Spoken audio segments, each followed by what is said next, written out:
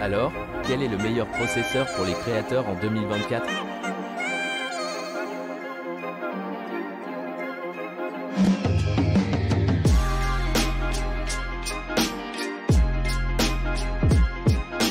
Bonne année!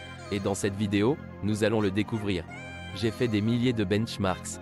Il y a d'autres processeurs que j'ai testés mais qui ne tenaient pas réellement sur la table. Ils sont donc soit là-dedans, soit dans un autre PC quelque part. Si vous aimez les benchmarks, ce sera probablement la meilleure vidéo que vous regarderez en 2024. Parce qu'il existe de nombreuses données et résultats de référence que vous pouvez trouver. Et vous voudrez peut-être mettre des lunettes, car il y en a tellement sur l'écran que vous ne les verrez peut-être même pas toutes. Vous recherchez un moyen peu coûteux d'obtenir une licence pour vos fenêtres? Découvrez Wookies via les liens dans la description de la vidéo. Assurez-vous d'utiliser le code TN20 pour obtenir une réduction de 30%. Collez la licence dans les paramètres d'activation et vous avez terminé.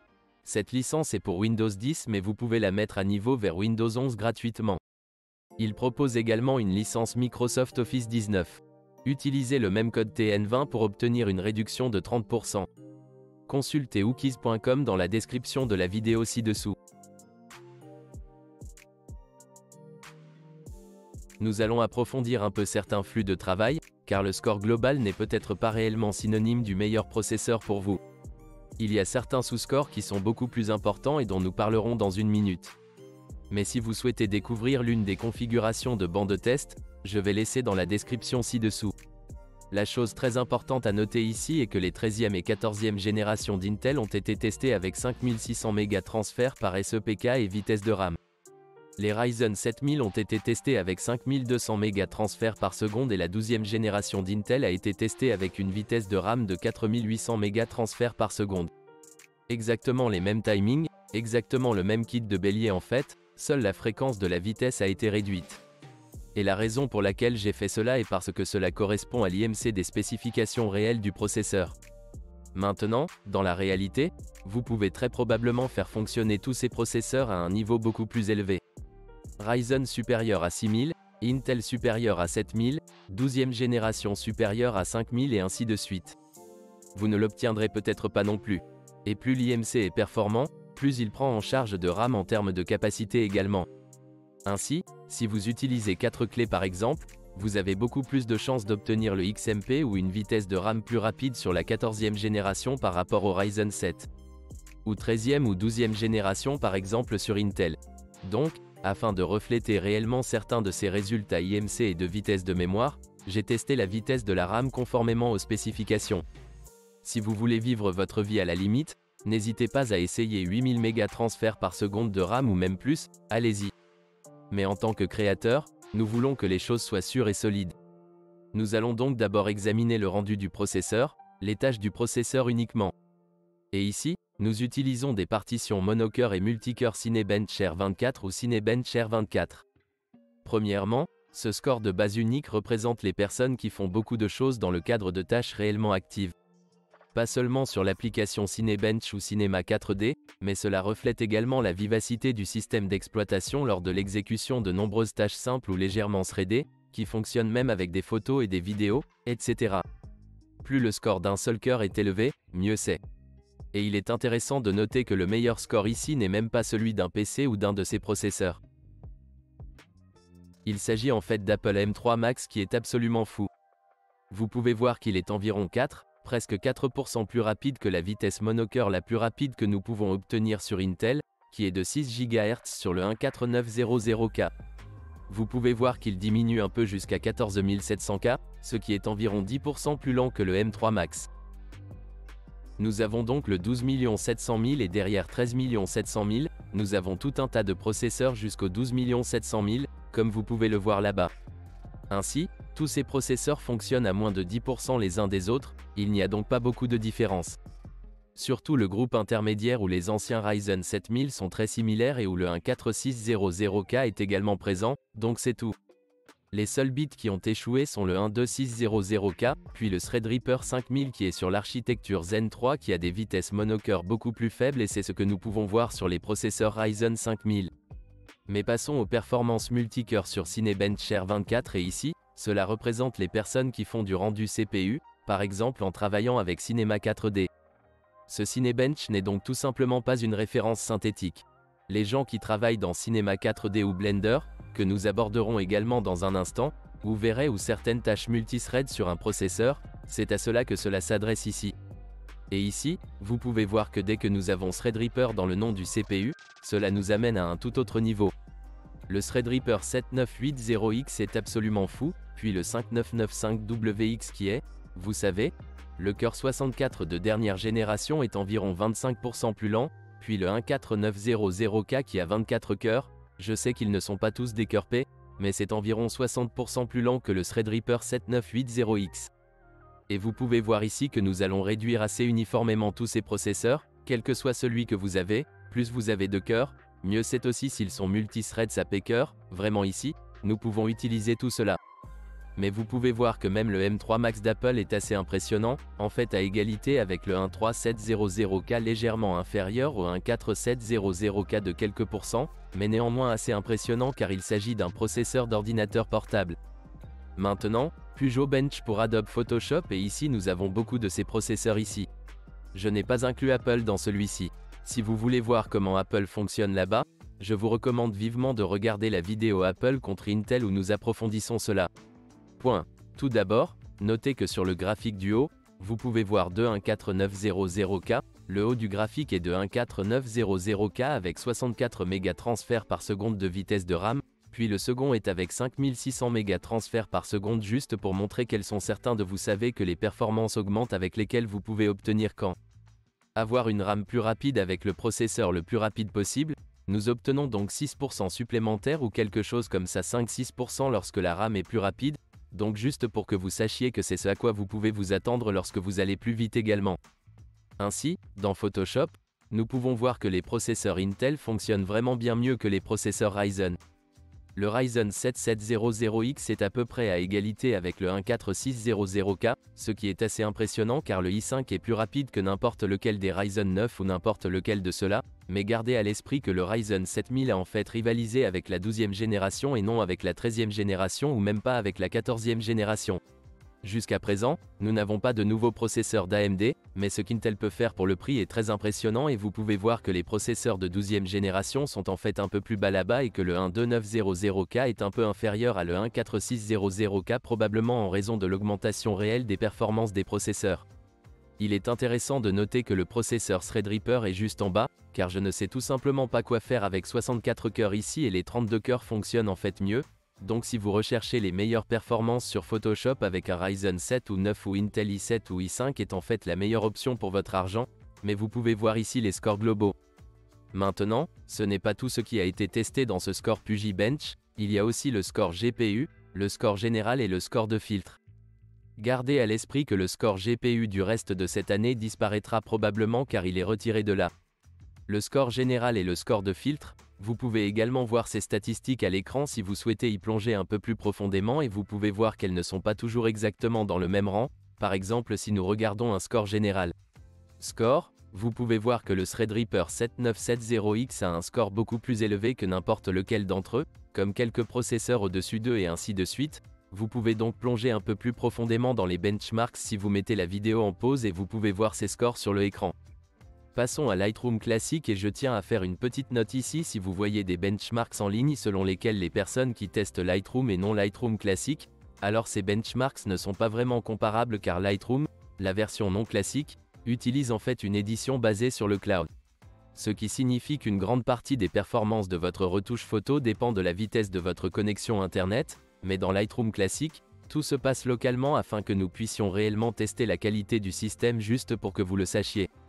Nous pouvons donc voir ici qu'avoir plus de cœurs est logique et nous examinons les scores globaux ici, le meilleur est de 14900 kilo-octets et gardez à l'esprit que le meilleur total est de 4900 kilo-octets avec une vitesse de RAM plus rapide afin que vous puissiez en obtenir un peu de plus de performance et d'environ 5%, c'est ce que nous pouvons voir ici par rapport aux 5600 mégatransits par seconde, donc une RAM plus rapide fait également une différence ici car vous utilisez beaucoup de RAM.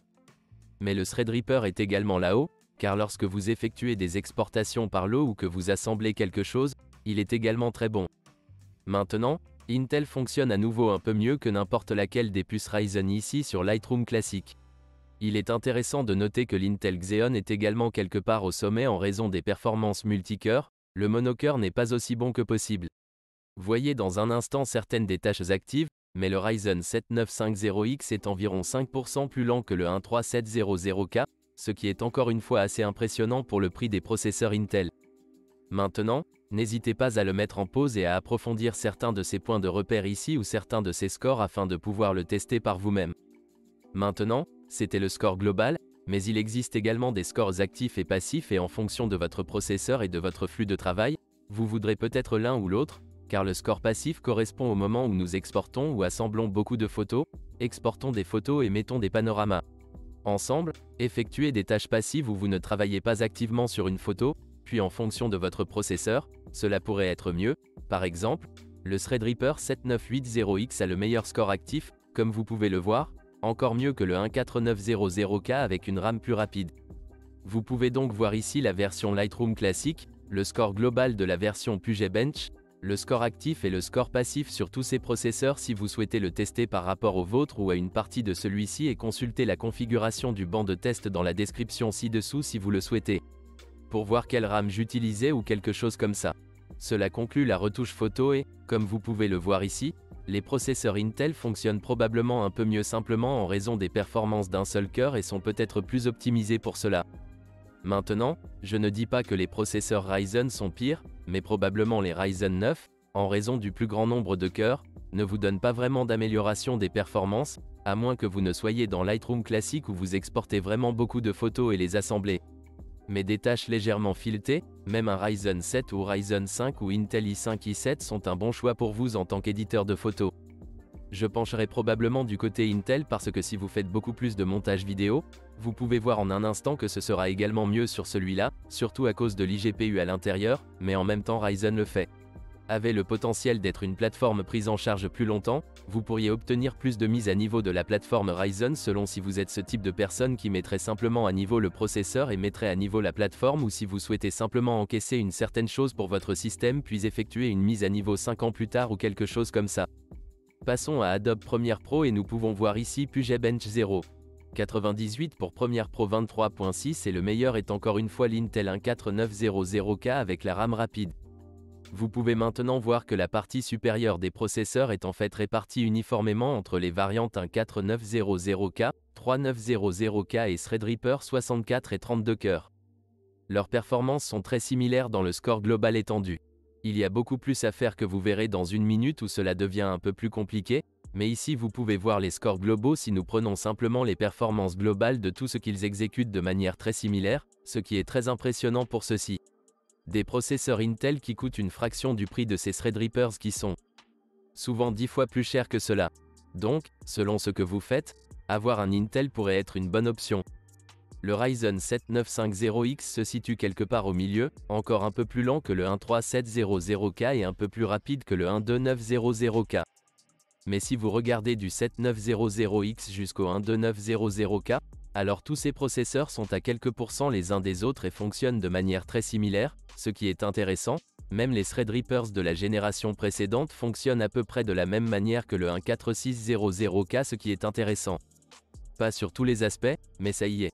C'était donc le score global étendu, mais ce que vous pouvez voir à l'écran maintenant, ce sont les résultats complets du benchmark et vous pouvez y voir le GOP-long global standard, le score intra-frame, le score brut, les effets GPU, les scores standards et étendus. Maintenant, si vous ne savez pas exactement ce que cela signifie, qu'est-ce qu'un long GOP, qu'est-ce qu'un intra-frame, qu'est-ce qu'une partition brute et comment cela fonctionne-t-il réellement avec votre flux de travail, je vous recommande fortement de consulter mon interview et mon podcast avec Matt Back de Puget. Les systèmes qui ont réellement créé tous ces benchmarks et nous approfondissons un peu la façon dont le matériel utilise le logiciel et en fonction de votre flux de travail, vous pouvez en fait consulter l'un de ces résultats ici et ils sont beaucoup plus pertinents que le score global. Donc, si vous travaillez avec du GOP long, intra-frame ou brut, regardez simplement ce score ici, le score global n'a pas d'importance.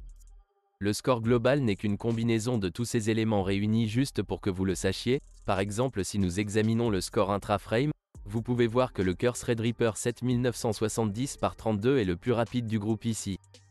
Donc, si vous travaillez avec cela, vous voudrez peut-être opter pour celui-là si vous utilisez ProRes ou quelque chose comme ça, mais si vous utilisez un Goplon comme HO264 ou 5, alors les puces Intel avec iGPU sont bien meilleures. Par exemple, vous pouvez voir que le Threadripper 7970X est en fait plus lent qu'un 12900K, un 4600K en long score GOP.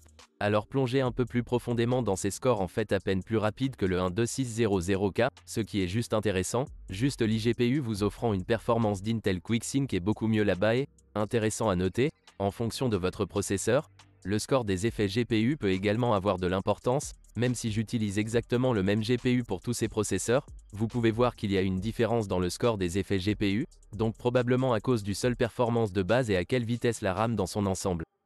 Le système est qu'ils n'ont pas besoin d'attendre que le GPU soit terminé ou que le reste du GPU et des autres systèmes soient terminés lorsque nous réalisons des effets GPU, c'est donc une analyse intéressante ici aussi.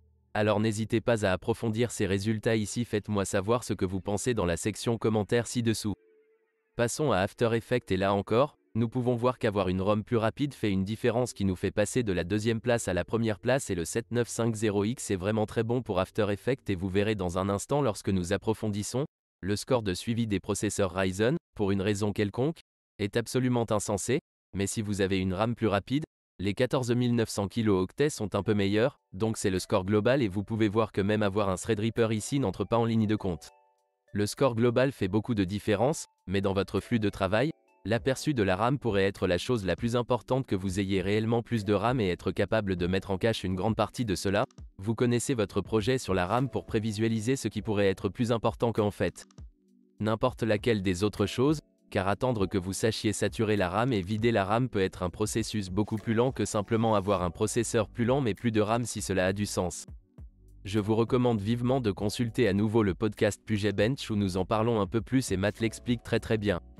Donc, ici, si vous regardez l'ensemble des scores ici, le score multicœur qui est le rendu GPU où nous pouvons réellement utiliser le rendu multi-image et le rendu multicœur où nous prenons, vous pouvez voir que plus vous avez de cœurs, mieux c'est, ce qui est intéressant. Encore une fois, le Threadripper à 64 cœurs est en fait plus lent que le Threadripper à 32 cœurs, donc avoir le 32 cœurs pourrait en fait avoir un peu plus de sens pour vous. Là et comme vous pouvez le voir le score de suivi là-bas si vous regardez les processeurs Ryzen qui 7950X sont mesurablement plus rapides que n'importe laquelle des puces Intel là-bas, je ne sais pas pourquoi le suivi devrait également être effectué sur un seul cœur, mais peut-être que c'est le cas à cause du cache du processeur, je ne suis pas sûr que cela fonctionne beaucoup mieux sur les processeurs Ryzen. Donc, si vous travaillez avec After Effects, jetez un œil à ces partitions et vous saurez décider laquelle vous convient le mieux. Passons à Puget Bench pour DaVinci Resolve Studio et ces 18,6 de DaVinci Resolve que je testais, nous pouvons voir qu'Intel 14900K n'est plus le processeur le plus rapide, c'est donc le score global étendu et vous pouvez voir que le Threadripper à 32 cœurs est le meilleur. Fait intéressant, il est beaucoup plus rapide que le Threadripper à 64 cœurs, donc DaVinci Resolve au moins cette version de DaVinci Resolve ne peut pas vraiment utiliser tous les 64 cœurs et ne sait pas quoi en faire. Les processeurs Intel sont juste là, en haut, si vous avez plus de cœurs, vous pouvez voir qu'ils fonctionnent généralement un peu mieux. Un 3700K est en quelque sorte réduit, alors nous avons tous les Ryzen comme à peu près exactement les mêmes, donc que vous en ayez 8, 12 ou 16 cœurs semblent fonctionner à peu près exactement de la même manière sur ce DaVinci Resolve. Vous pouvez voir qu'ils sont à environ 1% les uns des autres, donc cela n'a pas de sens d'avoir plus de 8 cœurs dans DaVinci Resolve si vous utilisez le système Ryzen ici. J'opterai probablement toujours pour un 3700K parce que vous en voit un peu mieux, un peu plus vite et ainsi de suite. Ensuite, un autre groupe de processeurs que nous avons de 14 700 000 à 13 600 000 et dont les performances sont à peu près les mêmes également.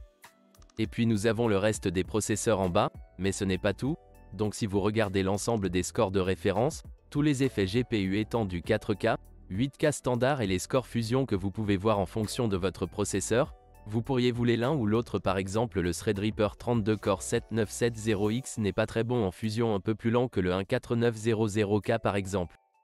Et il semble que Fusion aime les performances d'un seul cœur, plus le monocœur est performant, plus il est performant.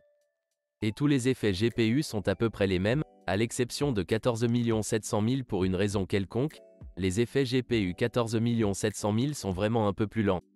Je ne sais pas pourquoi exactement le même GPU, je ne sais pas pourquoi. Et selon que vous utilisez des partitions multimédia 4K ou 8K, Vous pouvez également voir les différences ici, mais les 32 cœurs, comme vous pouvez voir les médias 8K si vous utilisez des médias 8K, sont un peu plus rapides que les autres. Passons maintenant à Blender et c'est ici que vous voudrez probablement mettre vos lunettes car j'ai ajouté beaucoup plus de processeurs ici que vous pouvez voir.